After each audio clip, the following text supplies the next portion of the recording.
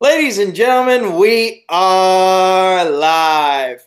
Welcome to another edition of Around the League with Nico. I'm your host, the Cosmic Nightfury, one of the head people over at Sports Battlefield, Nico Suave Regoli. And joining me today, normally I'd wait to introduce the guest, but I feel like bringing him on early for once. So here he is, our special guest for the evening. He's been on a bit of a revenge tour, playing the spoiler over in his own league of Fandom Fight. I'm talking, of course, about the king, Kaleb Koho. How are you this fine evening, sir? I am ecstatic. It's been a great week for me, and it's going to be a great rest of the tournament, I feel. All right. We will discuss more of the stuff you've been involved in a little bit, but we have some matches we have to discuss first, and it all started with two matches over in Movie Warzone this past Monday.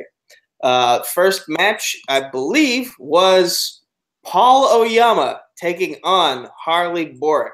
Paul Oyama is, of course, one half of the newly crowned There Will Be Trivia Team Champions of the World, and Harley Boric, she cries when it comes to movies. And basically, it was just like, it was the champions game pretty much the entire way through. Am I wrong or am I right? I mean, it was a tough first round coming out the gate for Harley, just because it's Paul, man. Paul is tough. You can't deny Oyama, man. And then he got Oscars in the second round, and he just ended it there, basically. Yeah. And with that, Paul is now set to take on Matt Quaylar, who was also a bit of a spoiler himself. Like, no one saw, well, at least I didn't see him beating Nazario Montenegro in the first round. But then again, that's not a shot against Matt Quaylar. It's just I don't know him that well. So, like, for him to beat someone who's so well known in this community, it was just a shock to me. So I'm curious to hear what your thoughts are about that second round matchup. Do you think Paul Oyama continues his momentum, or could Matt Quaylar play the spoiler again? I'm in the same boat as you. I don't know a lot about Matt, but Nazario is a tough competitor to beat. But yeah, it's Paul Oyama, man. Like, I'm not competing in movies against Paul anytime soon. I'll openly admit it. Paul's a force to be reckoned with in movie Warzone, man. He knows his stuff. He gets Oscars. He gets animated. You give him almost anything on that wheel, and he's going to go 5 for 5, really. Okay, and we had another match this past Monday as well. This was a very entertaining match, and it was a fun match to write the description for because, Aussie versus New Zealand. It's a weird rivalry that I still don't totally understand, but we had Jake Marangoni taking on Malcolm Goldie Lay in a match that stayed pretty close the entire way through, and it just came down to the third round. Oh, yeah, absolutely. Jake got James Bond on that final question, and that's all he needed. It was really close the entire way. I believe it was 10-10 on the last question, and Jake just got really lucky with Malcolm missing Johan Johansson, which I myself would have gotten Malcolm. But Jake is a great guy, great competitor. I can say that now that he's out of the tournament. But well,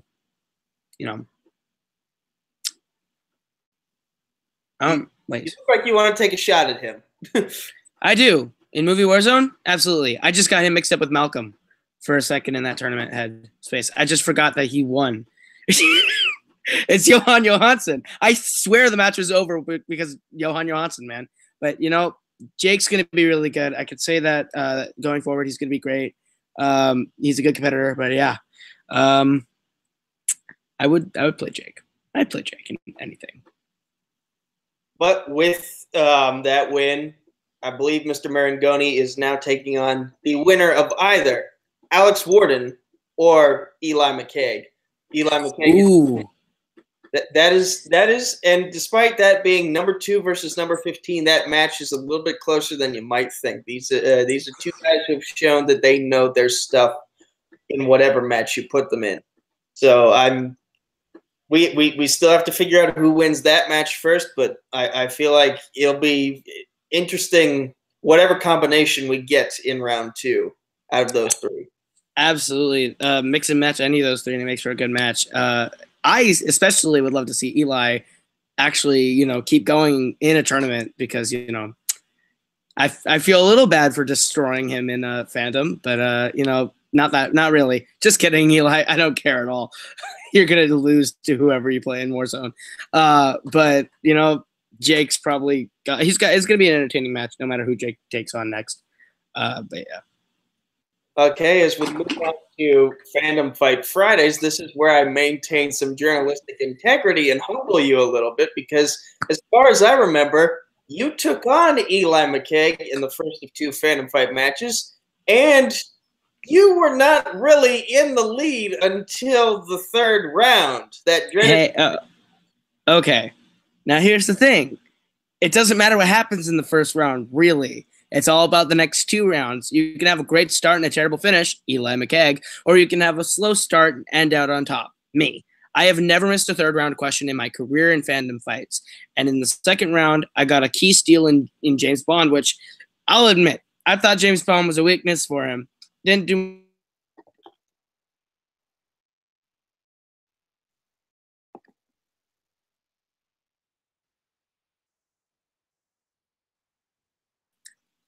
I thought he would have been, weak at James Bond, and then he gave me the hint that he might be better in that than Wizarding World, and after the fact would have totally gone with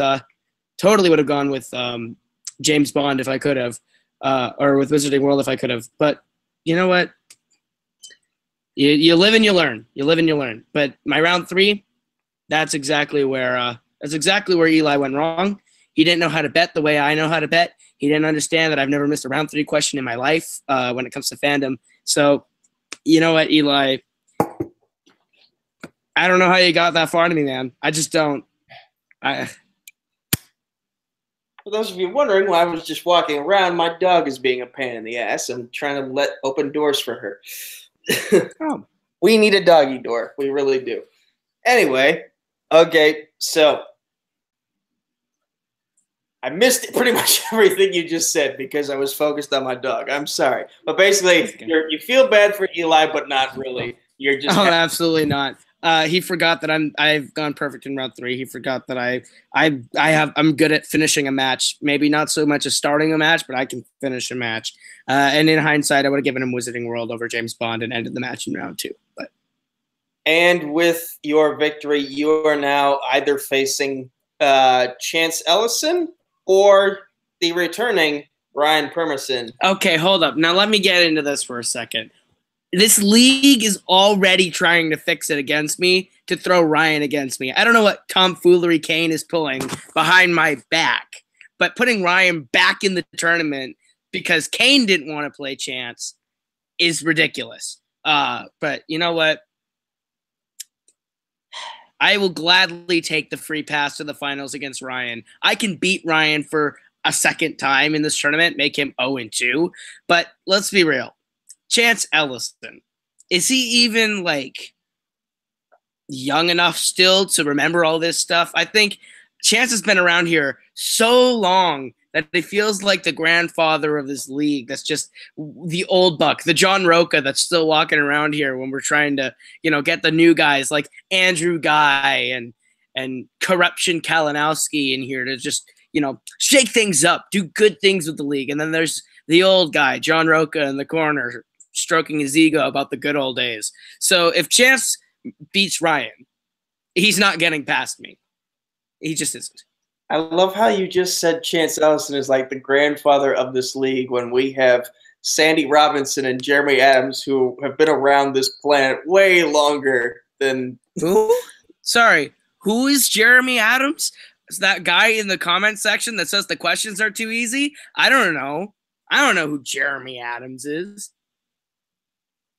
Anyway, okay, so there's your thoughts on your match, and now, must I talk about this? Yes, we must. My My man. All right. Jeffrey Dean Morgan is now dead temporarily. Oh, fuck you. Fuck you. Okay. All right. Here's what I'll say about this. First off, happy birthday to Alex Warden, because I feel like I should say that. Secondly, you always see the match. Rarely ever do you get to see the preparations for a match. We had the chat up about a week or two before we filmed this match. Alex listed his strengths. I prepared for those strengths. Not a single question from any of the movies that I watched to prepare for this match popped up. So I put in the time. And it just didn't. Fucking wheel is starting to finally turn against me. Like, Kane can no longer say that House Nightfury has stock in wheeldaside.com because of, I don't know. The wheel gods are not on my favor lately. I'll say this, though. If I believed in anyone early on, besides Jim, I totally believe Jim could have done it. And it did. It came down to the last question. I think Jim totally could have won that. But I think you were the guy that could have took down Alex Warden. Because the thing about Alex Warden is he gets way too into his own head when he gets a wrong question. And you are really good at poking and prodding when it comes to banter in matches. And if you can keep bantering Alex while he's down, that's going to affect his game. And I thought if anyone could have done it, it was going to be you. But now I get to do it because I'm going to get to that championship round, and hopefully it's against Alex, and hopefully I knock him out in the second round. One of these days, Alex. One of these days, I'm gonna get your number. I'm gonna get it. Just was not today. Fuck. All right, let's move on to. Let's get to you now because you're my guest for today, and so we've already discussed that you are facing either Chance Ellison or Ryan Permerson again. I know. You and I are both also involved in Grant Gregory's Comic Book Trivia League free-for-all this coming Saturday. That is right. June 30th. What number did you draw exactly? Number 26 of 29. Okay, how does it feel to know that you will somehow lose despite having such a great number? The fact that you think I'm going to lose is hilarious. I'm going to win the whole free-for-all. If I was number 1, if I was number 29, I was going to win the whole thing. It just worked out that I'm going to be number 26. I'm going to kick the crap out of Sandy and JTH and Robert. Robert, let me say this. Robert does not deserve to be in this free-for-all or in that league because all he knows is comic book movies. Doesn't know comic books, doesn't know comic book TV. I should have beat him in that 3-way, but he got lucky and got all movie questions, missed everything that wasn't a movie question, and I'm going to destroy him in the free-for-all. Sandy and JTH, If there's anyone in the free-for-all that remotely strikes a little bit of fear into my heart, it's maybe Chance, but that's if he can get that far into the free-for-all, and the rest of them are nothing. If Eli can somehow pull a Bidiani and go like 21 rounds of the free-for-all, I would love that because I would love to pummel Eli McKeag in comic books again. Well, not again, but pummel him again. I feel like you're not looking at certain people you should be looking at. You what? Matt Rosa? You, buddy? You're both going out in your first rounds. Dude, Grant hasn't uploaded a certain episode yet, but Matt did pretty well against some very serious competition. I'm sure he's fine. But can he hang with the big boys, Nico? Because we sure know House Nightfury is a bad track record of comic books. I mean, Jeffrey Dean Morgan and all. So I fucking am gonna hit you with a baseball bat. I swear. That crown is gonna be lodged in your brain upside down. I am not Joffrey, despite the gifts. All right. I am not on my game today with these questions, so I'm going to go straight to the fan stuff and see what they had. Okay. Your first question comes from Jake Marangoni. What's your opinion on the kid? Do you like him? The kid, huh? You mean that nerd that hangs around Robert Parker? I mean, come on, the kid? I don't even know if he knows what movies are. All he knows is that Robert likes movies and he likes Robert. I don't know. The kid is such a nerd. You talk about movie fandom. I don't even think the kid's seen a movie in his life. I would love to get in the ring with the kid just to show him what a real competitor looks like. Because if he thinks Robert's the greatest of all time, come on. He's obviously never met me. So I'll leave it to the commissioner. I'll put it out this now. If I can get in the room with the kid in a trivia match, I will knock him out in the second round after the second question with the kid. It'll happen. I am way better than that nerd could ever be.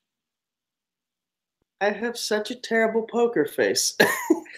Okay. I'm just going to go to the YouTube chat for a second. Paul Oyama says that with your crown, you have a Bambi-looking ass. Grant is saying hello. Also says Paul is a beast and New Zealand sucks. Paul Oyama, he's criticizing Jake's win, saying Jake low-key got kind of lucky. He didn't play to his usual standards. Also, Malcolm's two-pointer was absolutely brutal. I can't remember what his two-pointer was. He also says Kalinowski is Roka's age. LMAO, nice try, though. And JTH says, leave it to Mr. -5 stars, JTH. I'll be the first out at number 29 regarding Grant's free-for-all. Ooh. So he has so little faith in himself that even though he's going last, he is somehow going to be eliminated. He is going to be eliminated by me. Sorry, JTH. You're a nice guy. I legitimately have no beef with JTH. I'm just going to win. He's just in my way. Okay. We have another question here from Jake Marangoni. He asks, what is your strategy going up against either Ryan or Chance? Ryan, of course, you've already beaten, but is there anything intimidating about Chance that scares you? Okay, I'll start with Ryan. When it comes to Ryan, he has a major weakness that is very easy to exploit. If there's a movie he doesn't like, it doesn't exist. So if you can just understand, he tweets his opinions constantly. Trust me, you'll know what movies he doesn't like and will not go back to. And you can just dominate him by just learning what he doesn't know. You can easily box him in a corner. Ryan's probably the most beatable guy of the tournament. Well, one of them. I mean, Woodburn did play in the tournament, and you did almost knock him out. But, I mean, Ryan, I'm no sweat if I play Ryan again. When it comes to Chance, I will say, as the Roka, might not remember half the movies that came out last year. So, I don't know. I think when it comes to Chance, my biggest strategy is I'm just going to pull a Kane. And I'm just going to try and stay question for question, point for point with him, and just try to not miss as much as I can. Because, legitimately, Chance he was good. He was good. Was. Is he still good? I mean, that match with Nazario wasn't hot at all. So, we'll see. I probably will take out Chance and go to the finals and break everyone's bracket. So we'll see. That's my strategy. All break right. the brackets. Your next question comes from your buddy over at Fandom Fight, Kane McMillan, stock footage. Hey, Kane. He says he'll go with his normal question of favorite movie that got you into film, and favorite guilty pleasure movie. He also asks, how about your team match against Afro Samurai? Ooh. All right, so I'll start with the first half of that whole comment then.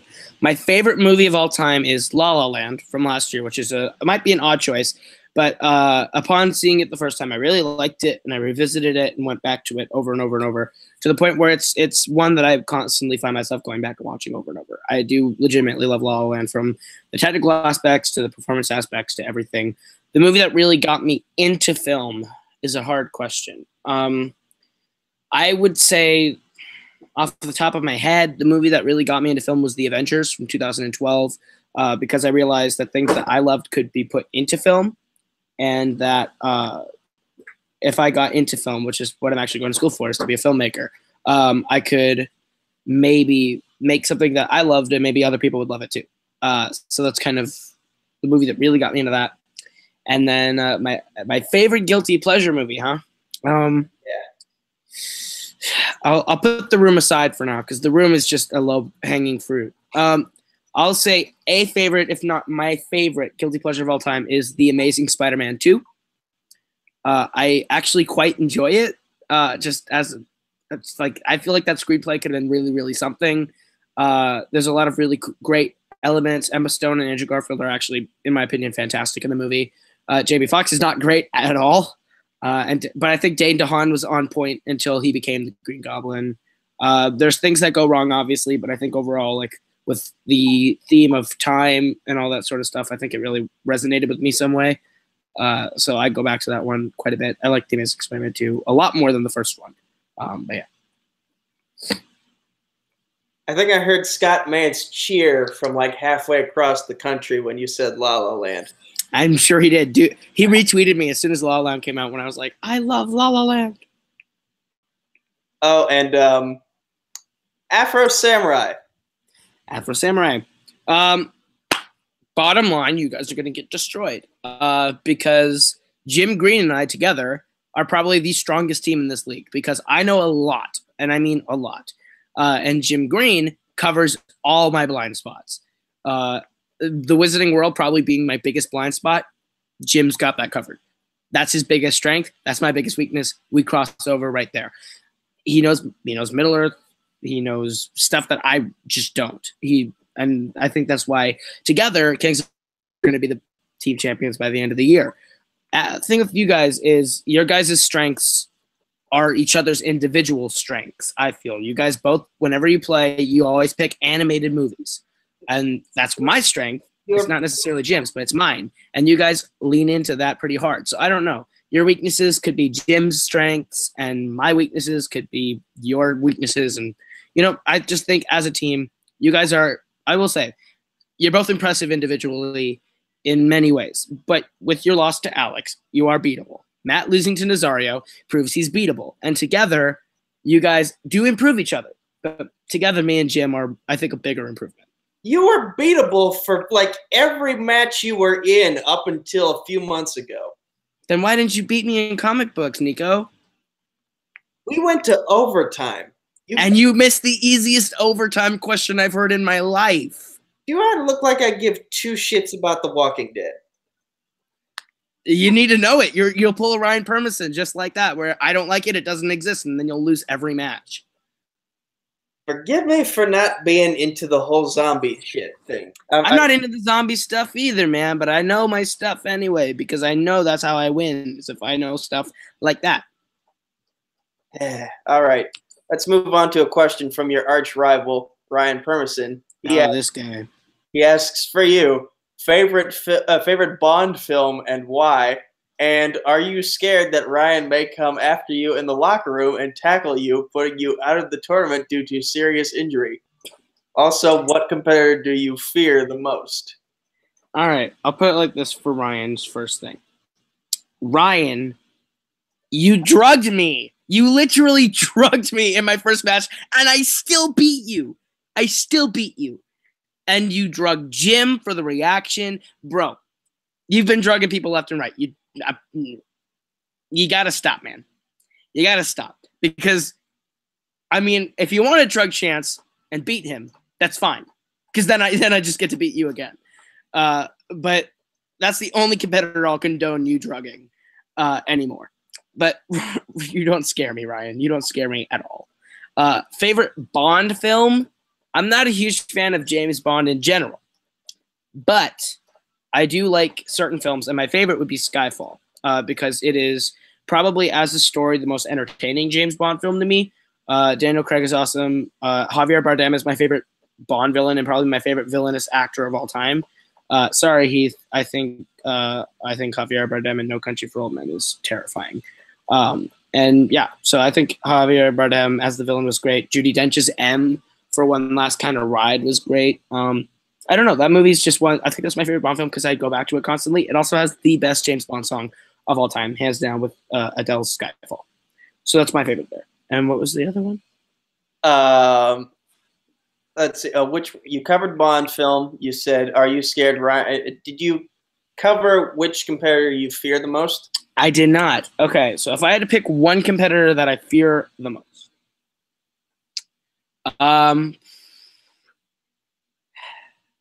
it's me. I'm the competitor I fear the most, man. There's no one in this league that can touch me. No one in this league can touch me. But if you're gonna say the competitor that I am most aware of how good they are, Jim Green. Jim Green. I'm not gonna lie, Jim Green's the one that I'm most aware of how strong they are. If I ever had to play Jim, I'd be a little nervous. I'd have to prepare a lot more because I know that Jim could hit everything that I wouldn't hit, and I know Jim can hit stuff that I would hit. So that's why I reached out to him, made him my partner, because I think Jim and I flow on the same wavelength. And he's the one that I'm most aware of their strengths. And Chance and Robert are they're a little too old for this league, I feel. I think they're both kind of on their way out. There is a lot of ego stroking going on over in the Kings of Winter. Team champions. No. Yeah, team champions. Team champions by November, man. Team champions by November, at least. You go on thinking that. Okay, and Brian also asks for me, favorite Star Wars movie and why? Okay, so every time someone is asked this question, they always say Empire Strikes Back. And it's a good film. It's a good film. But for me, I will always say, regardless of how much shit it gets, I love The Phantom Menace. I love a movie that has a great sword fight, and this has probably the best lightsaber fight out of all of the Star Wars films. And also, if you are a big fan of the Clone Wars animated series and you thought, oh, Jar Jar is a lame character, you watch the Clone Wars series and it totally changes your entire viewpoint of the character of Jar Jar Binks. I feel like he is a very underrated character. Not by much, but I feel like he's better than a lot of people give him credit for. And also, you get a fucking NASCAR race in a Star Wars movie. Like, you can't say that about any of the other films. Like, it just gives you a whole lot of new stuff. Beautiful planets. I love Naboo. It's like two planets in one. It's just so good looking. There's a lot to enjoy that I just feel people aren't willing to acknowledge because they're jaded about their childhoods and whatnot. Like, this is not what I grew up with. I don't care. I just like it for what it is. Brooklyn Vale asks, he's going with this staple question, what's your favorite sandwich? And for both of us, he asks, what song will always make you dance on cue? Interesting. So my favorite sandwich is a cold cut combo, as they call it, with bologna, ham, all the good meats on it, with some American cheese on there, slices. You put some pickles and lettuce on it. That's my sandwich of choice. And my song that makes me dance on cue, I'd have to say is TikTok by Kesha.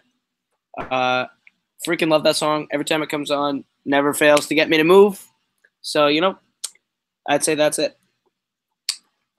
I already answered the sandwich question last week. I believe I said barbecue pulled pork and barbecue chicken. But for the song that will make me dance on cue, there are a lot. And it's mostly just because I enjoy dancing. It's like I'm Ellen DeGeneres, where if you just turn on any song, I'll find a reason to dance to it. So I can't really give you a straight answer for that question. All right, we have one more question, and this one is from Grant Gregory. I feel like he's kind of leading into the special thing he's got planned this Saturday, which we discussed earlier. He asks, with the current multiplex league, he said, if any of the multiplex leagues were to do a free-for-all, whom has the best chance of winning and why? And I would like to point out that we are going to be shooting a South Park free-for-all style match very soon. Very soon. So stay tuned for that. And very hard to say who will win. I can only say that Harley Bork will probably lose badly in that match. I will say, I'll go right down the line. If we do Movie Warzone, Paul Oyama would win the free-for-all for Movie Warzone. For Fandom Fights, I do think either myself, Jim Green, or potentially, I also think Kane could run away with that free-for-all, depending on who comes in at what spots. I also would not sleep on Ed Sale, who has not played yet, but I feel like he would have a good chance at winning a Fandom Fights free-for-all. And not going to lie, Matt Rosa also. Sports Battlefield, Dan Skip Allen, obviously. Him or JTH. But yeah, and then TV Trivia Throwdown, I'd say Zadius Smith wins the whole free-for-all just because Zadius is the man, the Z-man. Thank you for giving my faction some love. I forgot you picked up Zadius. I don't know what he ever saw in joining us, Nightfury, but all right. Well, you never picked him up. You had all the opportunity in the world to. I'm not a faction leader in here, man. I'm not a faction leader. That's all Apocalypse, man. It's whatever our group decides. And I guess we've never. I don't know. I'm not part of the decision-making processes of Apocalypse. They just saw how good I was, brought me in, made me better. So. All right, for me, I'm gonna say Ken Kemp or Jessica Morgan. I feel like could stand a great chance of winning in Movie Warzone. Matthew Rosa definitely in Fandom Fight. Also possibly Zaddy Smith, depending on the question. Or Robert Parker, if I need to sound unbiased. Sports Battlefield, yeah, definitely Dan. Definitely Dan. Wrestling. Whenever we get that set up, that'll be tricky. I think Alex Warden. Just I'm gonna say that just to piss you off. Oh God, I want to punch you so hard. I'd say the final matchup would be you and Alex again, and he'd win again. God, you built me up just so you can tear me down. That is just cruel. I hope you do end up like Joffrey. I hope someone poisons your drink. I only drink the purest bottled waters for my own people. TV Throwdown, yeah, Zaddy Smith. Marvel TV or Arrow. Or Arrow TV. No. That Marvel TV championship match, the lone Marvel TV match that we've done, that was very close. With the exception of Hunter, like it was pretty close. So like, I'd keep that open. But Arrowverse, again, that seems very close to me also. I think Eli McKay could win an Arrowverse free for all. I think that's the only thing he can win. I won't disagree with you there. All right. Those are all the questions, I believe, unless something was added to the. Okay, wait. We have some in the YouTube chat here. Okay. From Paulo Yama, what Warzone and Fandom? There's an arrow. What Warzone and Fandom players would you call the best at individual categories? Example: Robert Parker in Middle Earth. There's a little arrow here that's blocking my view. Sandy in Star Trek, Chance in Pixar, etc. I would say the best Star Wars competitors chance, just because you gotta give the old guard a little something to keep them tied over. Robert, obviously, Middle Earth. I'd be stupid to say Robert Middle Earth. I'd say Jim Green is the best at Wizarding World. I'd say myself is the best at Disney or Pixar, one of the two. If I have to give myself just one, I'd say Pixar. I would say the best at Disney. That's tough. I'd say Jake Marangoni's the best at James Bond. Scores and soundtracks is Kane McMillan. I would also say Kaiju. It's hard to say because no one's really loved Kaiju when we put it on the wheel. So just for fun, I'll give Hunter something. I'll say Hunter's the best at Kaiju. So he feels a little good about himself. And then what else do we got? Star Trek. I'd say Sandy Robinson, whenever he gets in, would be the best in Star Trek, probably. And then, or Jessica Morgan. She could be the best in Star Trek if she ever answered one. I'd rather put Jessica as the best to ever get Indiana Jones. Ryan Permerson is the best at Back to the Future. What other categories do we even have? I'm running out. I'll say Jeremy. I'll give Jeremy Adams Disney just because I know he'll get mad if he doesn't get something. Mr. I accept everyone in my faction. So. Okay. Paulo Yama also asks, if Multiplex sent 2 players as a team to the Schmodown, who do you think it would be and why? 2 players out of every division, just in movies. Like 2 players as a team. So, like, I'm assuming a tag team of various Multiplex players, of 2 Multiplex players. Okay, so I get to pick any. Okay, I'll answer this 2 ways. I'll say that they started a team intergeekdom thing as well, just because we have both divisions here. If they pick 2 Multiplex players to go compete in regular movies as a team, I would send Paul and Chance. I'm not gonna lie. I'm taking the crown off for a second. I'd say Paul or Chance, just because those 2 in movies is Paul's undeniably good in movies, and I feel like because he chose Chance to be his partner for Fandom or whatever, that maybe Chance in movies, which we've seen, he's got a belt for that, he's got a belt for movies. So I'll give him that, but he could at least probably go play in the Schmodown, I guess. So I'll say Chance and Paul for movies, and me and Jim for Intergeekdom, because I do think in their Intergeekdom, I cover Marvel, DC, all those, and he covers Wizarding World and Harry Potter for me, and Middle Earth for me. So I'd say we'd be the best well-rounded Intergeekdom team the Schmodown ever saw. Okay, other comments we have. JTH says, wrestling free-for-all, ... Hello, Nico. Hey, JTH, who took your belt? Who took your belt? Oh. Hey, lay out before JTH. JTH is probably the nicest Makuga we have. Oh. He's a teddy bear. Leave him alone. Okay. Leave Brittany alone. Jim Green asks, what do you think of that teammate of yours?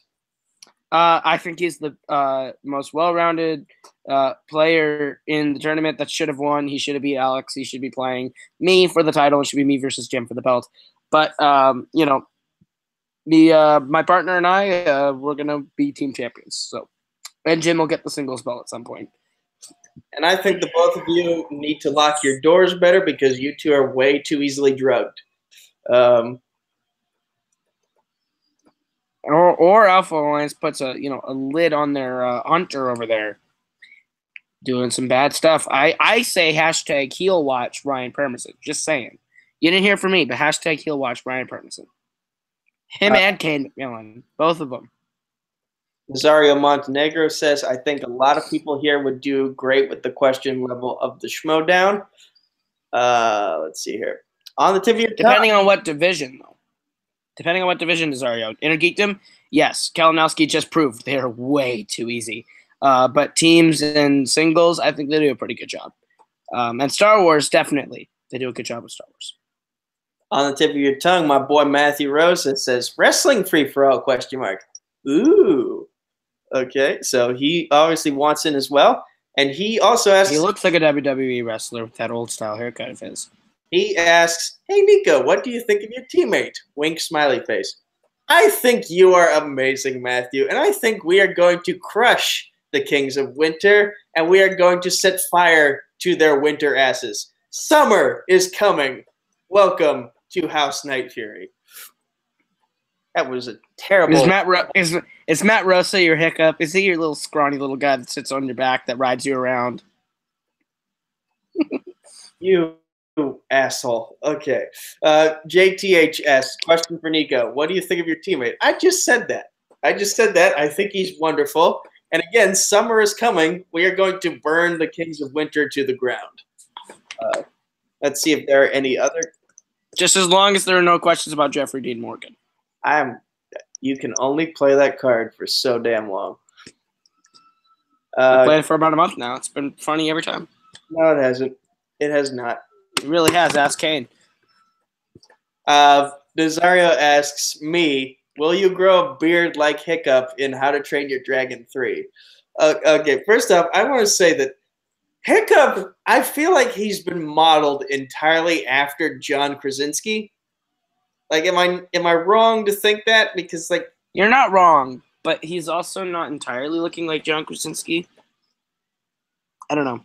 Yeah, but if you look at that shot from the trailer of him with a beard for the third movie coming out, it looks a lot like John Krasinski. And I think that military movie he did where he has a beard. Did he have a beard in that movie? I think 13 Hours, yeah. Yeah, they look eerily similar. And, you know, Toothless was designed by the same guy who drew Stitch. So I feel like we're dealing with an artist who takes a lot of inspiration from certain things. Yes, 13 Hours, Nazario remembers that movie.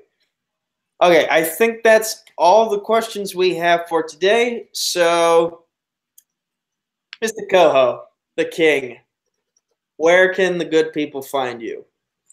You can find me on Twitter and Instagram at Kaleb Koho. That's Kaleb Koho. You can find me on YouTube, Kaleb Koho, where I do my music stuff and vlogs and movies and stuff like that. Koho Productions is where I do specifically film-related stuff, where I actually shoot short films, stuff like that, edit trailers, stuff like that. My group, The Forks, a rap group that I have, just put out our debut album, Shoot Routines, back in February. And that's available wherever you consume digital music, iTunes, Spotify, Amazon, all that good stuff. You can find me right here playing in the semifinals of the Fandom Fights tournament coming up in the week after next because we have to finish round 2. And, yeah, you can find me around here. I'll be competing. I run Fandom Fights with Kay McMillan. I write a lot of the questions, host almost every match. So, yeah, check that out. And see you around. You know, I'm going to win. And you can find me on Facebook, Twitter, YouTube at Nico Suave Regoli, as well as right here at Multiplex Entertainment. It's that name for Facebook and YouTube. On Twitter, it's at Multiplex YT. On Instagram, it's at Multiplex Entertainment Network. And just the name Multiplex for our TeePublic Buy the House Nightfury shirt. Because it's going to be worth a lot when we, again, set fire to the King in July in the team tournament. But yeah, stay tuned for that. And also stay tuned for Sports Battlefield finally going to start uploading episodes very soon. I promise you. We've recorded 3 of them. They're coming. This isn't like what's his name from Game of Thrones? I forget the director's name at the moment, where he's just like dicking you around for the longest time, waiting for the dragons to come. Sports Battlefield is coming, I promise. But yeah, this has been Around the League with Nico. I'm Nico. That's Kaleb. Y'all have a great day.